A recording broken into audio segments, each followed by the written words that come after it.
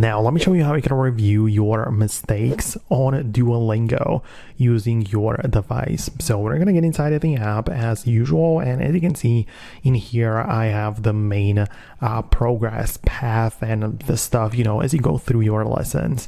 First of all, you should know that whenever you are coming across these things, keep in mind that the star is like for new things, new words to be learned.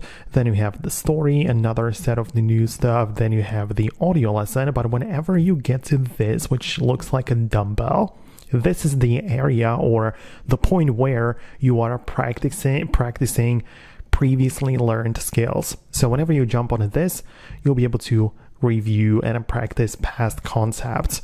But if you want to practice outside of this path right in here, what you can also do is to click on the three dots in the bottom right corner, and over here we have a dedicated practice section, and so which is as well, by the way, dedicated with the dumbbell icon.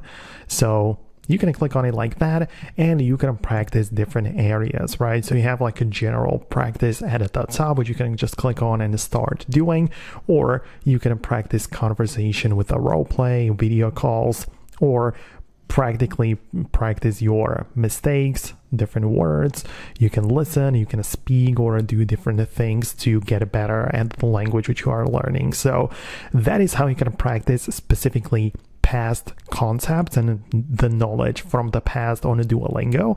Let me know if it worked for you, if you found it the same way on your device as well. Hit the thumbs up if it did work, and I'll see you later in the next uploads.